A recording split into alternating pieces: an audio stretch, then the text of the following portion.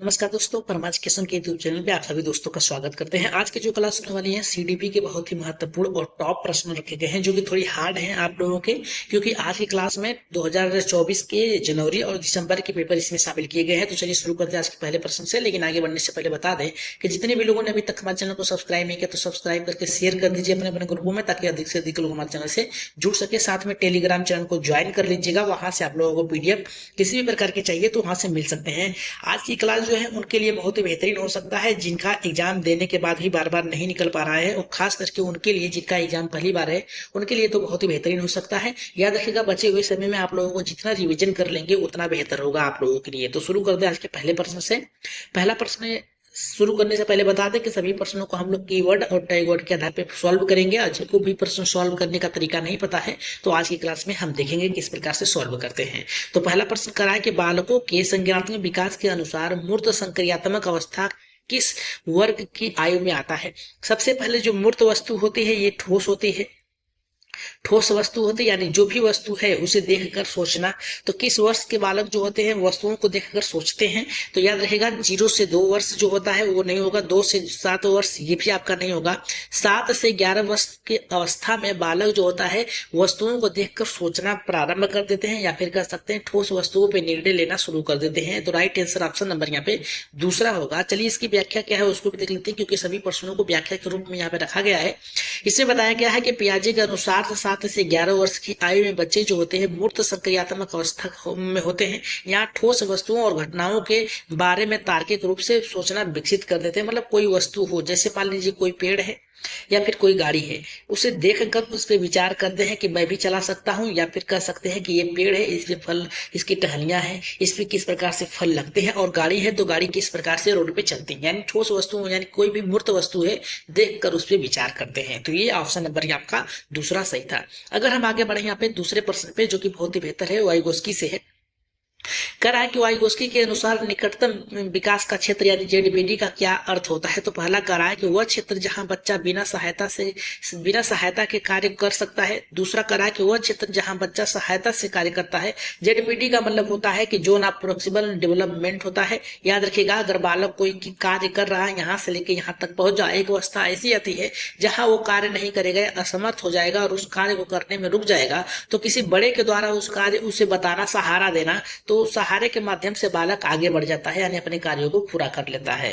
तो यही होता है यानी सहायता देना, किसी दूसरे के द्वारा सहायता देना जेडबीडी के अंतर आएगा। तो राइट आंसर आपका जाएगा यहाँ पे दूसरे के साथ। अगर हम इसकी व्याख्या की बात करें तो व्याख्या में ये बताया गया है कि वाइगोस्की के अनुसार जेडबीडी का जो वह अंतर होता है जो बच्चों की वर्तमान क्षमता और संभावित क्षमता के बीच में होती है, जिसे वह सक्षम व्यक्ति सहायता से प्राप्त करे। यानी सहायता, किसी दूसरे के सहायता से अपने कार्यों को पूरा करना, ये जेडबीडी के अंतर्गत आएगा। अगर हम बात करें यहाँ पे नेक्स्ट प्रश्न की, जो कि बहुत ही बेहतर है, जो कि तीसरा प्रश्न है। ये हमारा कह रहा है कि कोहलबर्ग के नैतिक विकास के सिद्धांत में पूर्व परंपरागत स्तर में बच्चे निर्णय कैसे लेते हैं। देखिए, पूर्व परंपरागत में आता है कि जब किसी दंड या फिर आज्ञा के पालन करने के लिए कोई ठोस निर्णय लेना होता है, तो ये पूर्व परंपरागत के अंतर्गत आता है। जैसे में आपको सामाजिक अनुमोदन के आधार पर नहीं होगा, दंड से बचने के इनाम पाने के लिए एकदम राइट आंसर होगा। राइट आंसर ऑप्शन नंबर दूसरा होगा। नैतिक सिद्धांतों के आधार पर नहीं होगा, कानून पालन के लिए नहीं होगा। राइट आंसर देखिए, जब भी यहाँ पे पूर्व परंपरागत स्तर और निर्णय लेने की बात आए तो दंड और यहाँ पे इनाम पाने के लालसा जो होती है बालक, इसके अंतर्गत आता है। तो राइट आंसर ऑप्शन नंबर यहाँ पे दूसरा सही होगा। अगर हम बात करें यहाँ पे इसकी व्याख्या की, तो व्याख्या में बताया गया है कोहलबर्ग के अनुसार पूर्व परंपरागत स्तर में बच्चे जो होते हैं नैतिक निर्णय दंड इनाम के आधार पर लेते हैं, न कि सामाजिक नैतिक के आधार पर लेते हैं। अगर हम बात करें यहाँ पे नेक्स्ट प्रश्न, अगर क्लास बेहतर लग रही हो तो एक बार सब्सक्राइब जरूर करिएगा, सब्सक्राइब करके एक बार चैनल को शेयर कर दीजिएगा। कहा कि शिक्षण अधिगम प्रक्रिया में स्कैम फोल्डिंग का क्या अर्थ होता है। कहा है पहला, छात्रों को स्वतंत्र रूप से कार्य करने देना चाहिए। दूसरा कहा कि शिक्षक द्वारा सभी उत्तर प्रदान करना चाहिए। और जो तीसरा करा है शिक्षक द्वारा आवश्यकता अनुसार सहायता प्रदान करना चाहिए। और चौथा करा है कि छात्र को कठिन कार्यों से दूर रखना चाहिए। कठिन कार्य से दूर रखेंगे तो बालक जो होगा अपनी बातों को नहीं रख पाएगा, इस आधार पर ये गलत है। बचा आपका पहला, दूसरा, तीसरा। तो इसमें देखिए स्कैम फोल्डिंग की बात किया है। अगर स्कैम फोल्डिंग की बात किया है तो इसमें सहायता प्रदान कराई जाती है और क्षमता के अनुसार बालक क्या सीखा है, क्या नहीं सीखा है और कहाँ पे उसकी कमियां हैं, उसे दूर करने के लिए उसको सहायता प्रदान किया जाता है। तो राइट आंसर ऑप्शन नंबर यहाँ पे तीसरा सही होगा। अगर हम बात करें इसकी व्याख्या की, तो व्याख्या में बताया गया है स्किल फोल्डिंग में एक शिक्षण विधि है जिसमें शिक्षण जो होता है छात्र को कठिन कार्यों में आवश्यकता अनुसार सहायता प्रदान करता है और धीरे धीरे सहायता कम करता है ताकि छात्र जो है स्वयं से सीख कर उस कार्य को पूरा कर ले। अगर हम बात करें यहाँ पे नेक्स्ट प्रश्न की, जो कि 5वां प्रश्न है। 5वां प्रश्न कह रहा है कि बालकों में आत्म प्रेरणा करा के कैसे विकसित किया जा सकता है। तो पहला कह रहा है पुरस्कार और दंड के माध्यम से, बाहरी स्पर्धा के माध्यम से, तीसरा कह रहा है कि रुचिकर अर्थपूर्ण गतिविधियों के माध्यम से, चौथा कह रहा है ठोस अनुशासन के आधार पर या फिर माध्यम से। तो राइट आंसर यहाँ पे 5वें का किसके साथ जाएगा।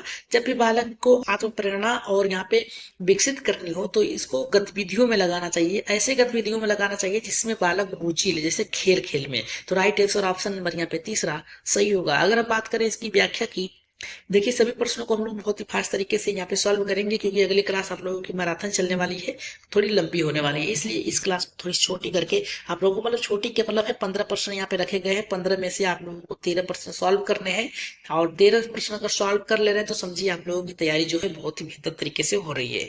रुचिकर और अर्थपूर्ण गतिविधियों के माध्यम से, ये आपका ऑप्शन होगा, आंसर होगा। करा की व्याख्या में जब शिक्षण सामग्री बच्चों को रुचिकर और अनुभव से जुड़ी होती है, अनुभव का मतलब जो पहले वो सीखा है उसको माध्यम बनाकर अगर आप सिखाते हैं तो स्वाभाविक है कि वो अपने आप ही प्रेरित होगा। तो यहाँ पे करा स्वाभाविक रूप से सीखने के लिए प्रेरित होता है, जिसमें आत्म प्रेरणा की भी मिलती है बालकों को। अगर हम बात करें यहाँ पे छठे प्रश्न की, तो छठा प्रश्न हमारा करा समावेशी शिक्षा का मुख्य उद्देश्य क्या है। पहला करा विशेष आवश्यकता वाले बच्चों को अलग पढ़ाना, और दूसरा करा सभी बच्चों को समान अवसर और वातावरण प्रदान करना, और तीसरा करा केवल मेधावी छात्रों पर ध्यान केंद्रित करना। देखिए केवल शब्द दिया है, नेगेटिव शब्द है, काट दीजिए।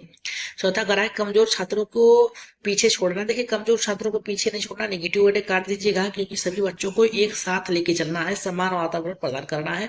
तो राइट आंसर ऑप्शन नंबर यहाँ पे दूसरा आपका सही होगा। अगर हम बात करें इसकी व्याख्या की, तो व्याख्या में ये बताया गया है कि समावेशी शिक्षा का उद्देश्य सभी बच्चे चाहे किसी भी क्षमता के पृष्ठभूमि से कुछ भी के किसी भी छात्र से आते हों, किसी भी समाज से आते हों, एक साथ समान वातावरण शिक्षा प्रदान करना चाहिए ताकि बालक में ऐसी भावना न हो कि वो अपने आप को कमतर समझे या फिर दूसरे से अलग समझे, ऐसे नहीं होनी चाहिए। देखिए हमारा 7वां प्रश्न करा है कि बाल विकास की प्रक्रिया में सिर से पांव किसी यहाँ पे दिशा का विकास क्या क्या महत्व है या फिर क्या है। पहला करा है कि प्रोक्सिमल डेवलपमेंट यहाँ पे करा प्रवृत्ति, दूसरा करा कि हाँ यहाँ पे देखिए पहला करा है प्रोक्सिमोन डिजिटल प्रवृत्ति, दूसरा करा है कि सिरबाद प्रवृत्ति, तीसरा करा है कि परिपक्वता सिद्धांत, और चौथा करा है कि अधिगम का सिद्धांत। तो राइट आंसर यहाँ पे 7वें का किसके साथ जाएगा। अगर हम बात करें तो यहाँ पे देखिए क्या कहा है कि सिर से लेके पांव तक। तो देखिए हमने आपको पहले ही बताया कि अगर प्रश्न जो पूछा है प्रश्न से मिलता जुलता अगर ऑप्शन में आ जाए तो समझिए 100% आपका वही ऑप्शन सही होगा। तो यहाँ पे देखिए सिर से पांव तक की बात क्या है, सिरोपाद से बात क्या है, राइट आंसर ऑप्शन नंबर यहाँ पे दूसरा सही होगा। अगर हम बात करें इसकी व्याख्या की, तो व्याख्या में ये बताया गया है कि सिरोपाद पद्धति जो होता है, इस सिद्धांत के अनुसार विकास जो होता है सिर से शुरू होकर नीचे की तरफ आता है। शिशु पहले सिर से नियंत्रित करना सीखता है, फिर अपने हाथों से, फिर इसके बाद पैरों से सीखता है। अगर हम बात करें यहाँ पे 8वें प्रश्न की, अगर क्लास बेहतर लग रही है तो एक बार सब्सक्राइब कर लीजिएगा, सब्सक्राइब करने के साथ साथ शेयर कर दीजिएगा अपने अपने ग्रुपों में, शेयर करके एक बार टेलीग्राम चैनल को ज्वाइन कर लीजिएगा, वहां से आप पीडीएफ प्राप्त कर सकते हैं। तो यहाँ पे देखिए क्या कर रहा है हमारे यहाँ पे 8वां करा शिक्षक की भूमिका रचनावादी दृष्टिकोण में कैसी होती है। पहला करा ज्ञान का एकमात्र स्रोत होता है, दूसरा करा नियंत्रण और अनुशासक होता है, तीसरा करा कि मार्गदर्शक और सहायक होता है, चौथा करा कि निष्क्रिय और यहाँ पे पर्यवेक्षक होता है। हमने आपको हमेशा बताया है कि जो शिक्षक होता है वो मार्गदर्शक और सहायक रूप में होता है। राइट आंसर आपका जाएगा यहाँ पे तीसरे के साथ जाएगा। ज्ञान का एकमात्र स्रोत नहीं होता, आप ज्ञान कहीं से प्राप्त कर सकते हैं। नियंत्रण और अनुशासक नहीं होगा क्योंकि वो आपको प्रेरित करने वाला होना चाहिए ताकि आप प्रश्न पूछें क्यों और कैसे। और निष्क्रिय तो होगा नहीं, सक्रिय होना चाहिए। तो राइट आंसर ऑप्शन नंबर यहाँ पे तीसरा सही होगा। आगे बढ़े यहाँ पे इसकी व्याख्या में बताया गया है रचनावादी दृष्टिकोण में शिक्षक छात्र के अधिगम में मार्गदर्शक और सहायक की भूमिका निभाता है, जिससे छात्र स्वयं ज्ञान का निर्माण कर सकते हैं। अगर हम बात करें यहाँ पे 9वें प्रश्न की, तो 9वां प्रश्न देखिए थोड़ा बहुत ही बेहतरीन है। कह रहा है कि बालकों में रचनात्मकता को बढ़ावा देने के लिए शिक्षक को क्या करना चाहिए। कह रहा है कि केवल पाठ्य पुस्तक पर ध्यान देना चाहिए। देखिए केवल शब्द दिया है, काट दीजिए, नेगेटिव वर्ड है। दूसरा कह रहा है बच्चों को स्वतंत्र रूप से सोचने की अभिव्यक्ति के अवसर, अवसर दे दिया है, सोचने के लिए अभिव्यक्ति की आजादी दे रहा है। तो राइट आंसर ऑप्शन नंबर यहाँ पे दूसरा करेक्ट होगा। करा कठोर नियम बनाना एक निगेटिव वर्ड है, केवल शब्द आपका निगेटिव वर्ड है। तो राइट आंसर बचा आपका दूसरा, दूसरा एकदम करेक्ट होगा। चलिए आगे देखते हैं यहाँ पे 10वें प्रश्न पे। सॉरी, यहाँ पे व्याख्या इसकी व्याख्या में बताया रचनावादी को प्रोत्साहित करने के लिए आवश्यकता है कि बच्चों को स्वतंत्र रूप से सोचने और प्रश्न पूछने के लिए विचारों को व्यक्त करने के अवसर दिया जाए, ताकि अधिक से अधिक वो क्या करें, अपने बातों को रख सकें। अगर हम बात करें 10वें प्रश्न की, तो 10वां कह रहा है कि एक छात्र लगातार होमवर्क नहीं करता है और पढ़ाई में रुचि नहीं लेता है, शिक्षक को क्या करना चाहिए। देखिए शिक्षण पद्धतियों को बदल देना चाहिए, उसे डांटना चाहिए। डांटेंगे तो और भी काफी नहीं करेगा, स्कूल भी आना छोड़ देगा, गलत है आपका।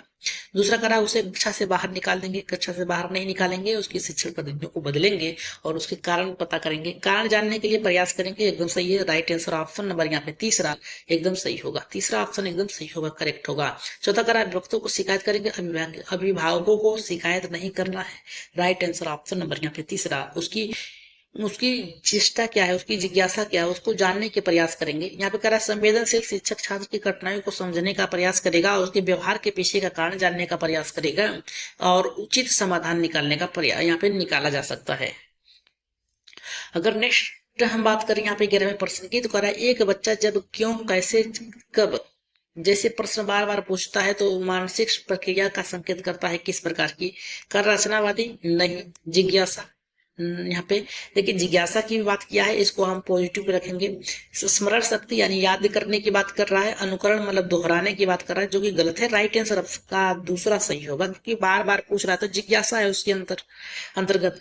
यहाँ पे देखिए क्या कह रहा है, यहाँ पे कुछ की पॉइंट है। कह रहा है कि जिज्ञासा और सीखने के मूल मंत्र होते हैं, ये बच्चों में परिवेशी को समझना चाहते हैं, सक्रिय रूप से अधिगम की दिशा की ओर संकेत करते हैं।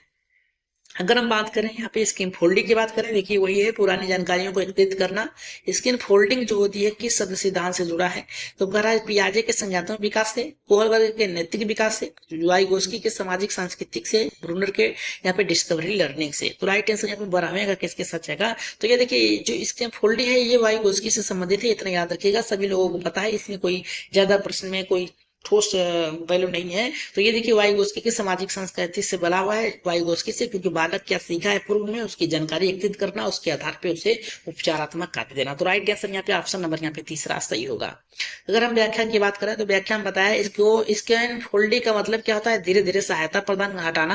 यानी पहले आप तेजी से उसे बताएंगे, फिर थोड़ा कम करेंगे, फिर थोड़ा कम करेंगे, फिर ऐसा समय आएगा जब आप कुछ भी उसे नहीं देंगे सहायता, वो स्वयं से करने के लायक हो जाएगा। ये जेडीबीटी जोन ऑफ प्रोक्सिमल डेवलपमेंट का ही हिस्सा होता है। शिक्षक को सहपाठी द्वारा दी गई सहायता धीरे धीरे कम की जाती है ताकि वो अपने से करने का प्रयास करे।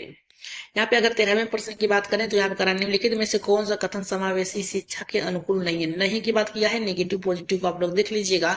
करा सभी बच्चों को एक समान अवसर मिलना चाहिए, नहीं, समान अवसर मिलना चाहिए।